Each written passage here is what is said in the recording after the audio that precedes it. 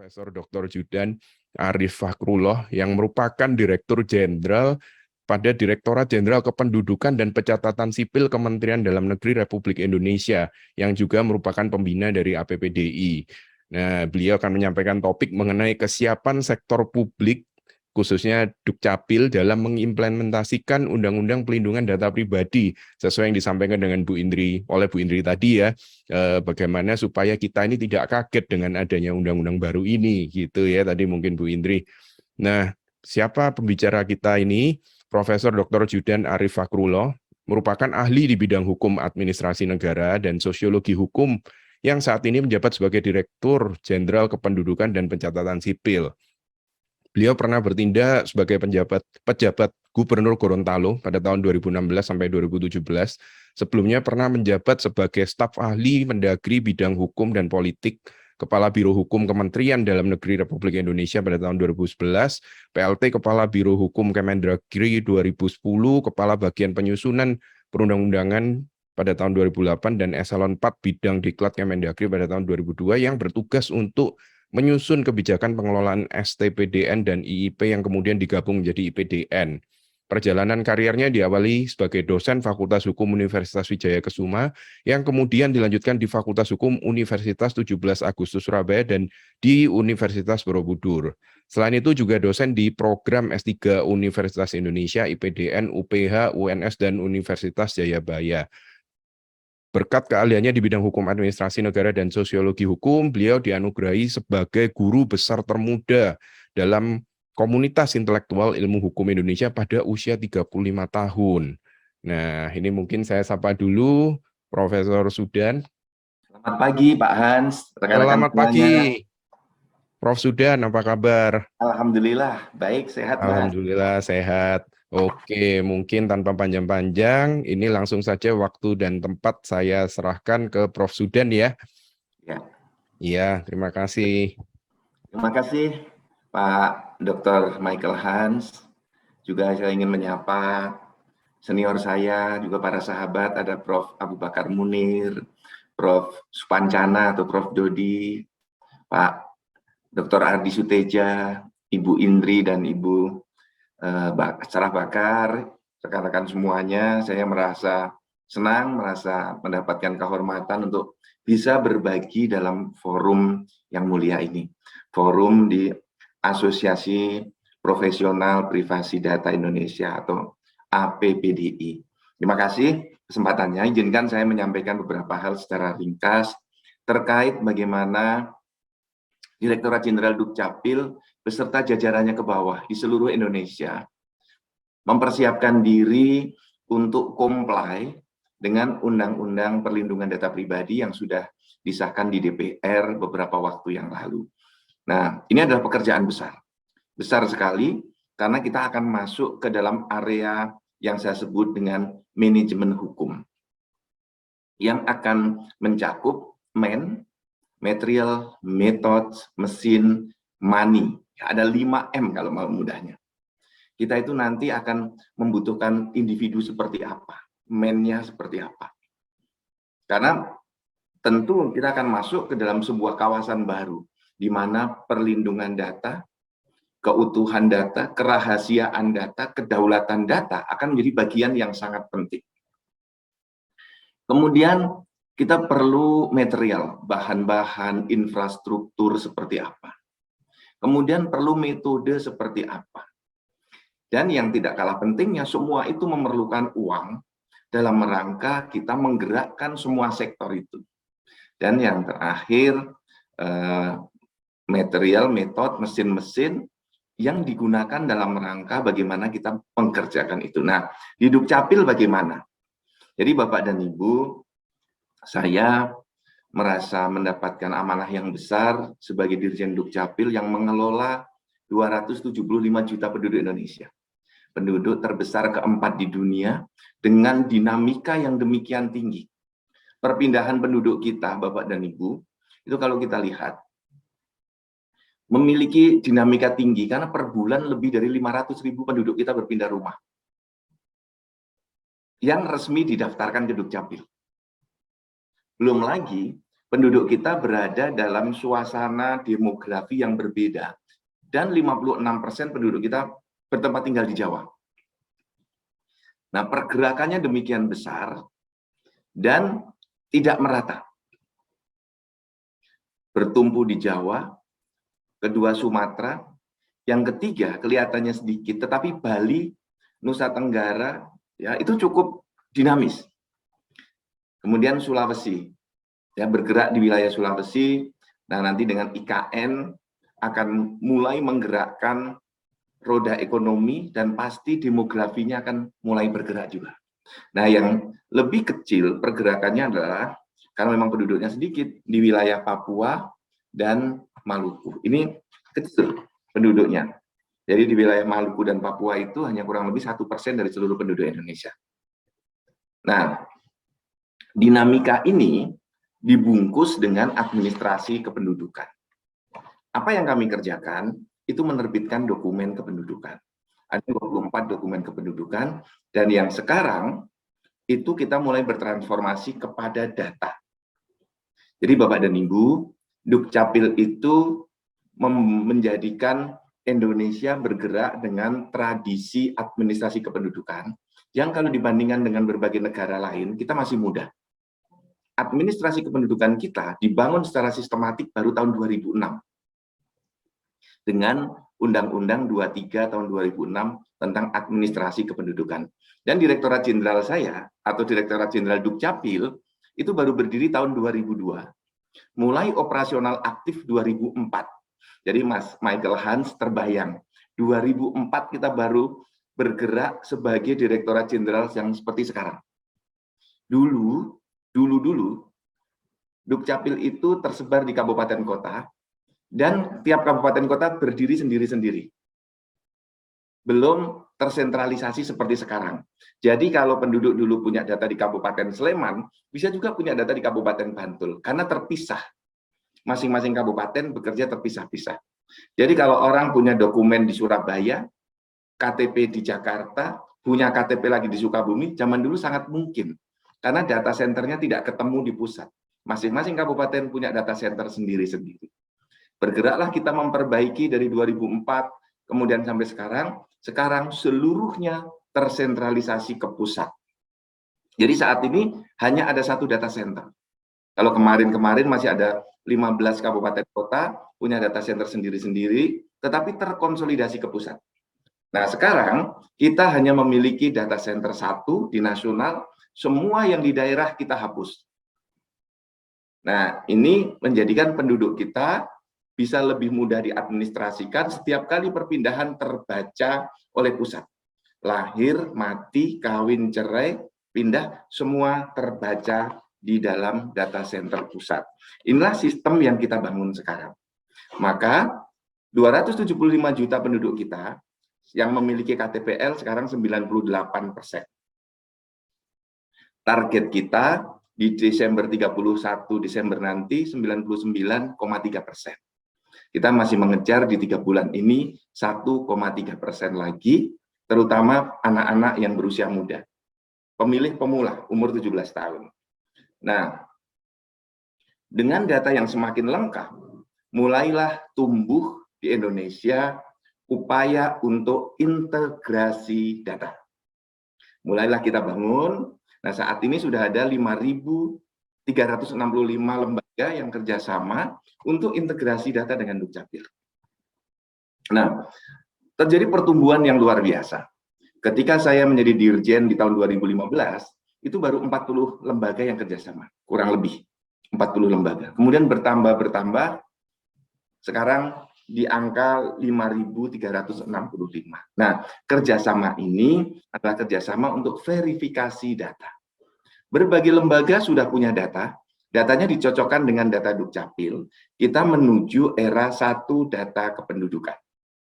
Jadi data penduduk itu cukup satu saja. Jadi nama, nik, alamat itu di semua lembaga diupayakan sama.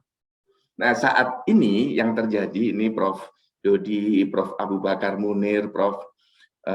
Indri, Mas Ardi, juga Mbak Sarah dan Mas Michael Hans, saat ini penduduk kita datanya beda-beda. Boleh dicek. Nama di ijazah, nama di KTP, nama di akte, nama di paspor seringkali berbeda-beda. Nah, kita bergerak menuju satu data kependudukan dengan menggunakan kode referensi NIK. Kode referensinya bukan nama, tetapi NIK. Nah, sekarang 275 juta penduduk kita, NIK-nya sudah ada semuanya. Inilah yang sekarang dipakai oleh baseline BPS untuk sensus kemarin di 2020, untuk menghitung dana alokasi umum, dana alokasi khusus, untuk verifikasi bantuan sosial, itu menggunakan data dari Dukcapil. Apakah data Dukcapil sempurna? Belum. Dengan semakin banyak dilakukan sinkronisasi data berbagai lembaga, data Dukcapil semakin lama semakin bersih. Dan kita berharap berbagai lembaga cukup mengakses NIK saja, tidak perlu menyimpan data, verifikasi saja. Dari Dirjen Pajak, cukup dengan NIK. Dari BPJS, cukup dengan NIK. Peduli Lindungi, vaksin, dengan NIK. Disinilah verifikasi data dilakukan terus-menerus. Nah, berbagai lembaga, karena sudah menggunakan data Dukcapil, kita berikan dashboard-nya. Dashboard untuk mengecek siapa yang pindah. Hari ini lahirnya berapa. Kemudian yang meninggal berapa. Yang menikah berapa.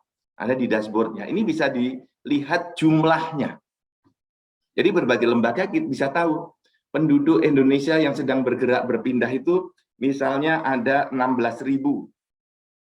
Yang masuk ke satu wilayah ada 23.000. Nah, ini bisa kita berikan angkanya, nanti kalau perlu sinkronisasi data, baru kita duduk bareng, kita lakukan sinkronisasi datanya. Ini terus bergerak setiap hari.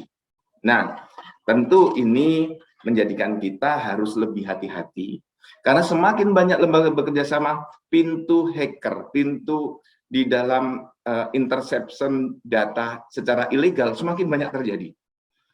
Jadi kalau kita menghitung rata-rata serangan ke Dukcapil itu, Mas Michael Hans, itu bisa per hari 33 serangan. Mungkin tidak sebanyak berbagai lembaga, tapi cukup banyak juga. Kalau dari sisi transaksi, per bulan itu 993 serangan rata-rata. Nah, kami banyak dibantu oleh rekan-rekan BSSN, banyak membantu kami untuk jagain sistem. Kita bekerjasama dengan BSSN. Kalau ada serangan yang berat, ya, di critical atau di medium, kami sudah diberi notifikasi oleh BSSN. Jadi terima kasih banyak ini BSSN. Nah, ini bagian dari bagaimana kami melakukan mitigasi ketika Undang-Undang Perlindungan Data Pribadi ini diterapkan. Maka kami ada langkah berbagai step. Jangka pendeknya apa? Jadi kami jangka pendek ini yang 514 kabupaten kota kita integrasikan. Kemudian semua data di daerah kita lakukan deletion. Kita hapus, divideokan, dihapus, divideokan. Karena Dukcapil itu tata kelolanya agak berbeda dengan dirjen lain. Dalam masa otonomi daerah ini, pejabat Dukcapil daerah itu yang mengangkat dan memberhentikan adalah Menteri Dalam Negeri. SK-nya dari pusat. Nah, kemudian kita perkuat di dalam pengamanan datanya. Jadi secure gateway-nya diperkuat. Jadi kira-kira cyber security sistemnya diperkuat. Juga kalau secara nasional sebenarnya bagaimana juga kita tidak bisa berdiri sendiri di dalam kaitannya dengan perlindungan data pribadi itu, kalau kami menawarkan dua opsi kepada pemerintah. Satu, sistem security-nya diserahkan ke PSE. Kemudian pemerintah, ya BSSN, Kominfo, membuat norma dan standarnya.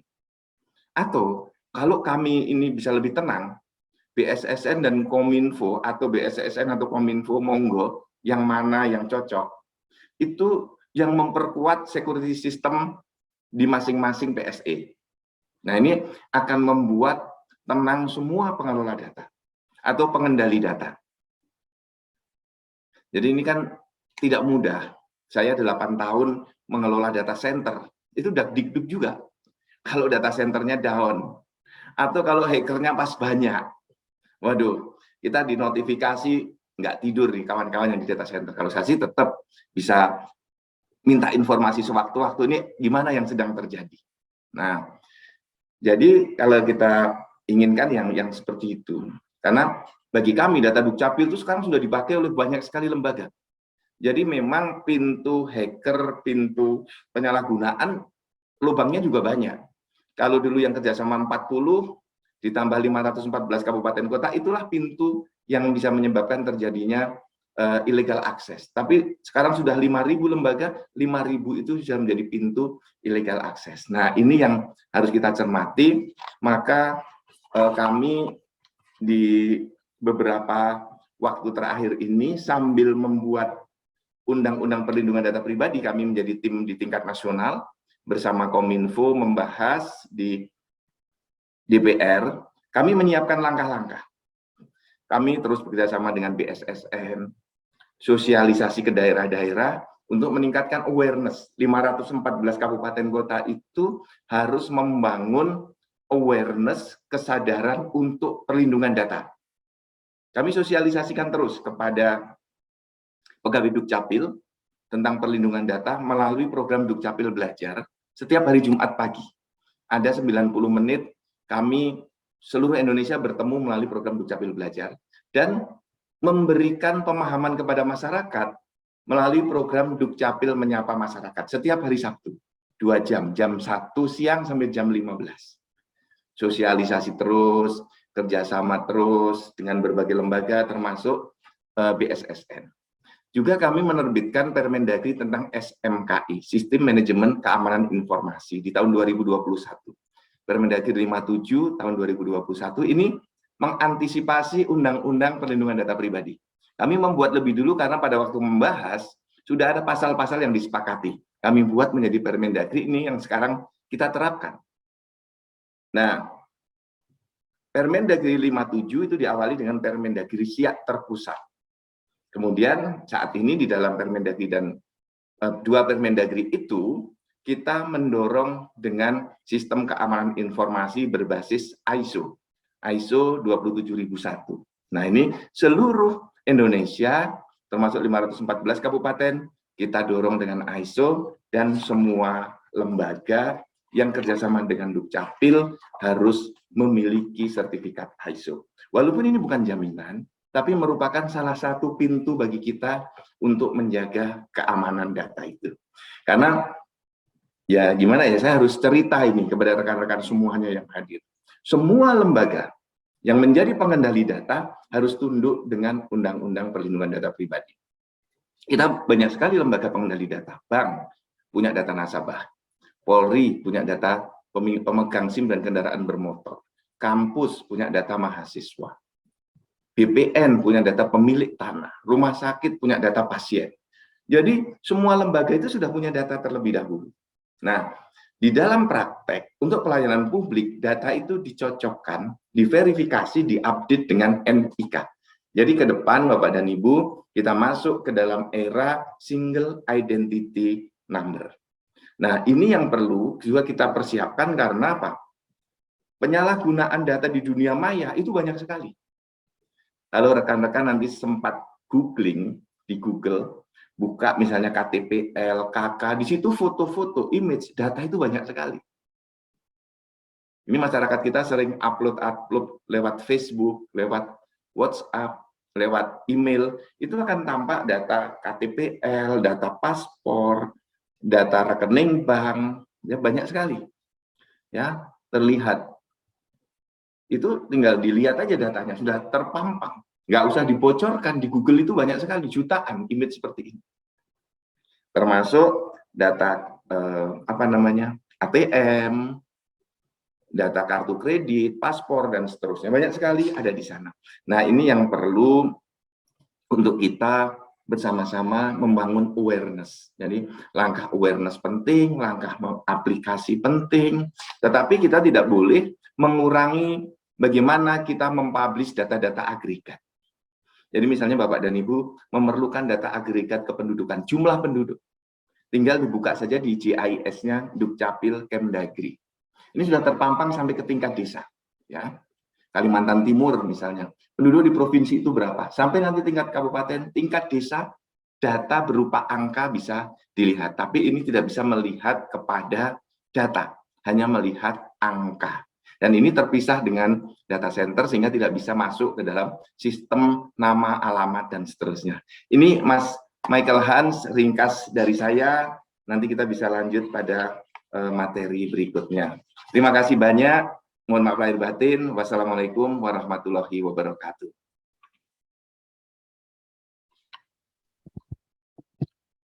Oke, terima kasih Prof. Sudan. Menarik sekali pemaparannya ya. Ini juga masih berhubungan juga dengan yang tadi disampaikan oleh Bu Dr. Dia ya, di mana tidak hanya dari sektor swasta, namun sektor publik ini juga tidak boleh kaget ya dalam tanda kutip ya dalam menghadapi peraturan baru, khususnya di Dukcapil ya. Karena Dukcapil ini kalau kita ngomongkan data pribadi, kalau kita buka Undang-Undang Perlindungan Data Pribadi, padahal kan di situ ada definisinya, lalu ada apa saja yang termasuk ya. Tapi kalau secara umum masyarakat ini pasti kalau ditanya data pribadi ini apa, rata-rata pasti bilangnya nama, tempat tanggal lahir, nomor KTP gitu ya, Prof. Judan ya.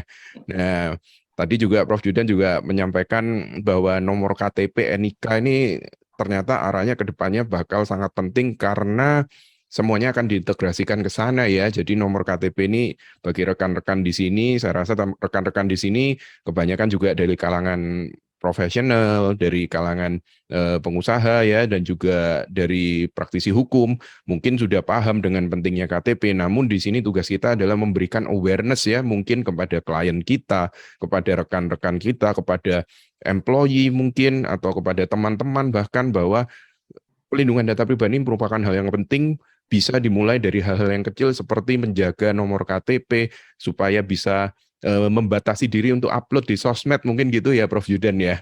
Jadi kita kadang terlalu lata untuk upload di sosmed, terlalu gampang memberikan nomor KTP ke orang lain, bahkan mengupload lengkap KTP-nya kepada dunia luas ya, dunia digital tuh kalau bisa dibilang jejak digital tuh sudah nggak bisa dihilangkan biasanya gitu ya. Nah, selain itu juga tadi Prof. Yudan menyampaikan bagaimana mitigasi dan kolaborasi dari Dukcapil untuk mengantisipasi pelaksanaan dari Undang-Undang Pelindungan Data Pribadi ini ya. Selain itu juga ada rencana jangka pendek dan jangka panjangnya serta rencana untuk integrasi data nasional. Nah, ini yang menarik ini ya. Karena selalu dengan integrasi data nasional di sini selalu ada pro dan kontranya ya. Di mana kalau dari pro-nya pasti ada hal-hal yang positif, di mana kontranya juga pasti ditakuti ada hal-hal yang buruk yang mungkin bisa terjadi. Namun dengan persiapan yang baik, dengan mitigasi yang baik, kita rasa hal-hal tersebut pasti bisa ditanggulangi ya. Selain itu juga bagaimana upaya dari Dukcapil untuk melakukan sosialisasi dan kerjasama secara internal juga ya. Makanya APPDI di sini dengan mengadakan conference seperti ini, mengadakan sosialisasi di sini supaya harapannya bisa bermanfaat juga kepada masyarakat luas ya.